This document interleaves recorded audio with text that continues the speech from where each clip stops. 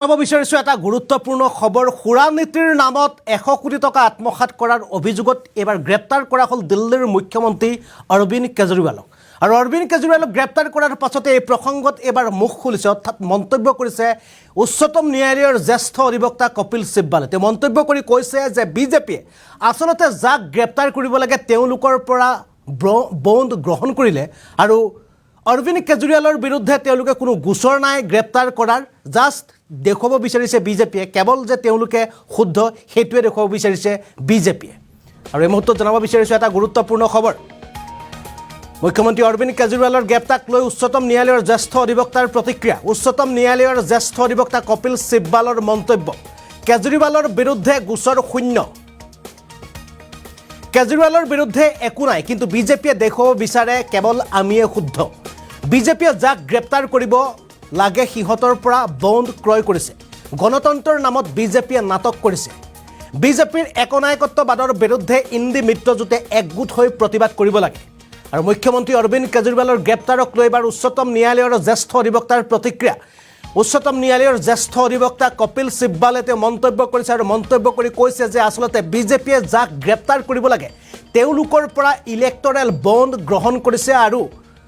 যাক গ্ৰেপ্তাৰ কৰিব নালাগে তেওঁলোকক গ্ৰেপ্তাৰ কৰিছে আৰু বিজেপিয়ে লগতে কৈছে যে বিজেপিয়ে অৰবিন্দ কেজৰিৱালৰ বিৰুদ্ধে যি গোচৰ আনি গ্ৰেপ্তাৰ কৰিছে সেয়া কোনো গোচৰে নহয় গোচৰ সম্পূৰ্ণ শূন্য কিন্তু বিজেপিয়ে দেখুৱাব বিচাৰিছে নিৰ্বাচনৰ প্ৰাক মুহূৰ্তত যে তেওঁলোকে শুদ্ধ তেওঁলোকে নিকা এনেদৰে নিৰ্বাচনৰ প্ৰাক মুহূৰ্তত বিজেপিয়ে এনেদৰে নিজকে দেখুৱাব বিচাৰিছে বুলি মন্তব্য প্ৰদান কৰিছে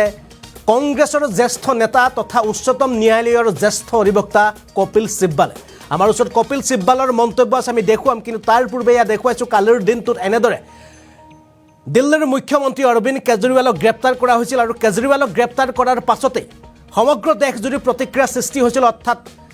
দেশৰ বিভিন্ন প্ৰান্তত আম আদমি পাৰ্টিৰ নেতা সদস্যৰ বিভিন্ন প্ৰান্তত তেওঁলোকে এই গ্ৰেপ্তাৰক লৈ প্ৰতিবাদ সাব্যস্ত কৰিছে অসমতো আম আদমি পাৰ্টি অসমৰ ফালৰ পৰা অসমৰ বিভিন্ন প্ৰান্তত তেওঁলোকে প্ৰতিবাদ সাব্যস্ত কৰিছে কিন্তু এইবাৰ অৰবিন্দ কেজৰিৱালক গ্ৰেপ্তাৰৰ প্ৰসংগক লৈ মন্তব্য প্ৰদান কৰিছে কংগ্ৰেছৰ জ্যেষ্ঠ নেতা তথা উচ্চতম ন্যায়ালয়ৰ জ্যেষ্ঠ অধিবক্তা কপিল সিব্বালে মন্তব্য কৰি কৈছে যে বিজেপিৰ একনায়কত্বৰ বিৰুদ্ধে ইন্দি মিত্ৰজোঁটে একগোট হৈ তেওঁলোকে প্ৰতিবাদ কৰিব লাগে আসলতে বিজেপিয়ে যাক গ্ৰেপ্তাৰ কৰিব লাগে তেওঁলোকৰ পৰা ইলেক্টৰেল বণ্ড ক্ৰয় কৰিছে বুলি তেওঁ মন্তব্য কৰিছে আৰু অৰবিন্দ কেজৰিৱালৰ বিৰুদ্ধে গোচৰ সম্পূৰ্ণ শূন্য কিন্তু বিজেপিয়ে দেখুৱাব বিচাৰিছে যেন তেওঁলোকে কেৱল শুদ্ধ আমি এইবাৰ পুনে পুনে কপিল সিব্বালৰ মন্তব্য দেখুৱাব বিচাৰিছোঁ য'ত কপিল সিব্বালে এবাৰ বিজেপিক সমালোচনা কৰিছে অৰবিন্দ কেজৰিৱালৰ গ্ৰেপ্তাৰৰ প্ৰসংগক লৈ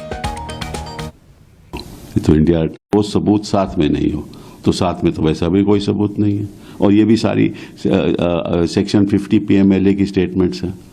तो इसमें कुछ है तो कुछ नहीं लेकिन इन्होंने दिखाना है देश की जनता को दिखाना है कि हम कितने स्वच्छ हैं हालांकि ये मतलब कि जिनको इनको अरेस्ट करना चाहिए था उनसे तो उन्होंने बॉन्ड ले लिए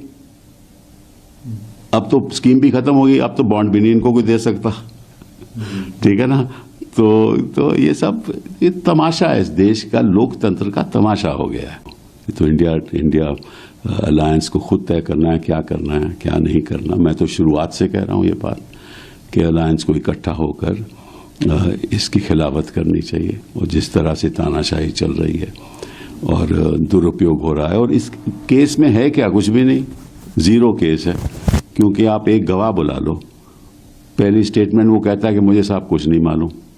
दूसरी स्टेटमेंट में कुछ कहा कि हाँ थोड़ा सा ये मुझे मालूम है फिर तीसरी स्टेटमेंट होती है फिर चौथी स्टेटमेंट होती है फिर पांचवी स्टेटमेंट में कहता है कि हाँ साहब मुझे इन्होंने कहा था कि ऐसे ऐसे पैसे पहुंचा दो ठीक है फिर वो अप्रूवर बन जाता है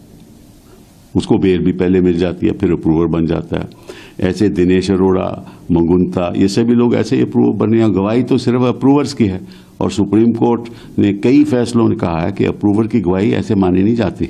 जब तक कोई ठोस सबूत साथ में नहीं हो तो साथ में तो वैसा भी कोई सबूत नहीं है और ये भी सारी सेक्शन 50 PMLA की स्टेटमेंट्स हैं